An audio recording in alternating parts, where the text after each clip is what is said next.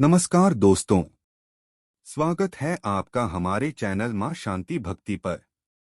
आज हम चर्चा करेंगे श्रीमद् भगवत गीता के अध्याय 4 के श्लोक 27 से 31 तक के गहरे अर्थ और संदेशों पर।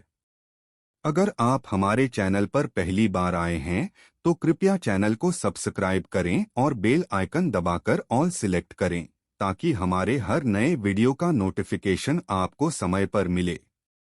श्लोक 27। सर्वाणीन्द्रिय कर्माणि प्राण कर्माणि चापरे आत्मसंयमयोगाग्नौ जुह्वति ज्ञानदीपिते।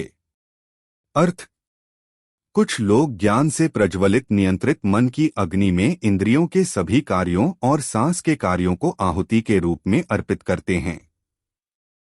संक्षिप्त विवरण: यह श्लोक इंद्रियों और सांस के नियंत्रण के माध्यम से आत्मानुशासन और आध्यात्मिक बलिदान के बारे में बताता है। यह वर्णन करता है कि कैसे कुछ योगी अपनी संवेदी गतिविधियों और जीवन ऊर्जा को आत्मसंयम की अग्नि में अर्पित करते हैं, जो ज्ञान से प्रज्वलित होती है। यह आंतरिक बलिदान का एक रूप दर्शाता है, जहां व्यक्ति भौतिक इच्छाओं से परे होता है और आत्मनियंत्रण और ज्ञान के माध्यम से आध्यात्मिक ज्ञान प्राप्त करता है। श्लोक 28। द्रव्ययज्ञास्तपोयज्ञा योगयज्ञास्तथापरे स्वाध्याय ज्ञानयज्ञाश्च यतयः संशितव्रता है। अर्थ: कुछ लोग भौतिक संपत्ति द्रव्ययज्ञ अर्पित करके, अन्य लोग तपस्या तपयज्ञ के माध्यम से, कुछ लोग योग के अभ्यास योगयज्ञ के माध्यम से और अन्य लोग शास्त्रों के अध्ययन और ज्ञान की खेती स्वाध्याय ज्ञानयज्ञ के माध्यम से बलिदान करते हैं। ये सभी समर्पित आत्माएं दृढ़ प्रतिज्ञा के साथ बलिदान करती हैं। संक्षिप्त विवरण: यह श्लोक आध्यात्मिक साधकों द्वारा किए जाने वाले विभिन्न प्रकार के यज्ञों, बलिदान या भेंट का वर्णन करता है। यह इस बात पर प्रकाश डालता है: द्रव्ययज्ञ दान या भौतिक संपत्ति अर्पित करके बलिदान, तपयज्ञ तपस्या और आत्मानुशासन के माध्यम से बलिदान, योगयज्ञ योग के अभ्यास के माध्यम से बलिदान, स्वाध्याय ज्ञानयज्ञ शास्त्रों के अध्ययन और ज्ञान की खोज के माध्यम से बलिदान। प्रत्येक मार्ग आध्यात्मिक उत्थान प्राप्त करने का एक तरीका दर्शाता है, जो व्यक्ति के अभ्यास में समर्पण और आत्मानुशासन पर जोर देता है। श्लोक 29। अपाने जुह्वति प्राणं प्राणेपानं तथापरे प्राणापानगति रुद्ध्वा प्राणायाम परायणा है। अपरे नेताहाराः प्राणान् प्राणेषु जुह्वति। अर्थ: कुछ लोग बाहर जाने वाली सांस प्राण को अंदर आने वाली सांस अपान में अर्पित करते हैं और कुछ लोग अंदर आने वाली सांस को बाहर जाने वाली सांस में अर्पित करते हैं। दोनों की गति को नियंत्रित करके वे प्राणायाम का अभ्यास करते हैं। अन्य लोग अपने भोजन के सेवन को सीमित करके प्राण वायु को प्राण शक्ति में ही अर्पित करते हैं।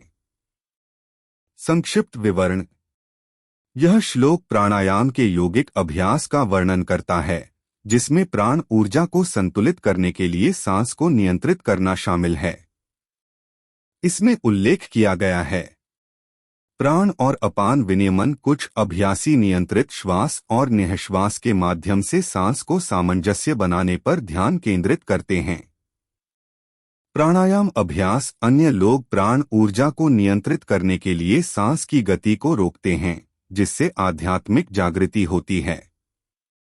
आहार नियंत्रण कुछ लोग अपने भोजन के सेवन को एक बलिदान के रूप में नियंत्रित करते हैं, अपनी शारीरिक ऊर्जा को सार्वभौमिक जीवन शक्ति में अर्पित करते हैं।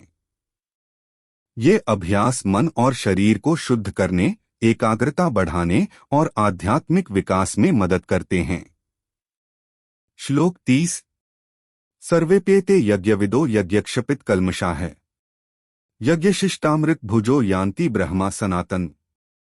अर्थ: ये सभी यज्ञकर्ता जो इसका सही अर्थ समझते हैं, अपने पापों से शुद्ध हो जाते हैं।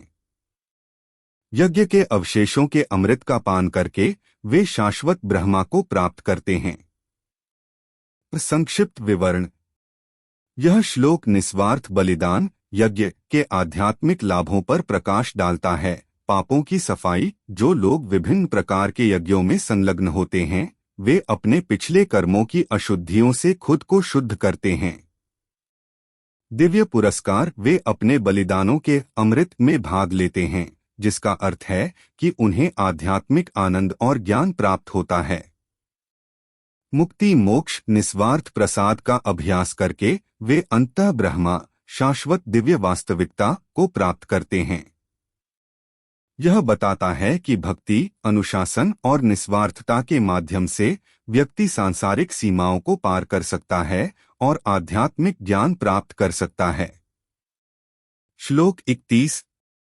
नाय लोकोस्त्ययज्ञस्य कुतोन्यः कुरुसक्तम्। अर्थ। हे कुरुश्रेष्ठ, जो व्यक्ति यज्ञ नहीं करता उसे इस संसार में कोई सुख नहीं मिलता, वह परलोक में सुख की आशा कैसे कर सकता है। संक्षिप्त विवरण।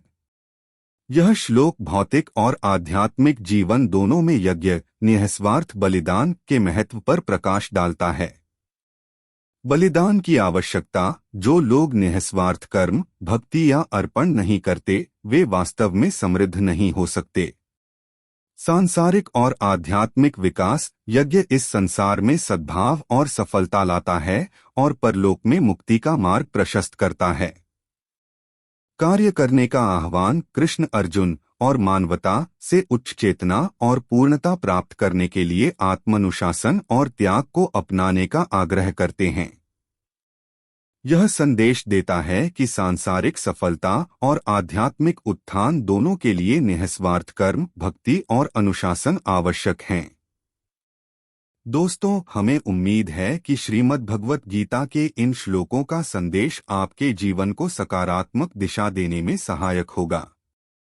इनसे हमें कर्तव्यनिष्ठा, निष्काम कर्म और समाज कल्याण का गहरा संदेश मिलता है। अगर आपको यह वीडियो अच्छा लगा हो तो लाइक करें, चैनल को सब्सक्राइब करें और शेयर करना न भूलें। कमेंट में जरूर बताएं कि आपको आज का यह वीडियो कैसा लगा। पिछला सभी श्लोक प्लेलिस्ट में ही हमारी गीता श्लोक और अर्थ प्लेलिस्ट का आनंद लेना न भूलें। जय श्री कृष्ण। धन्यवाद।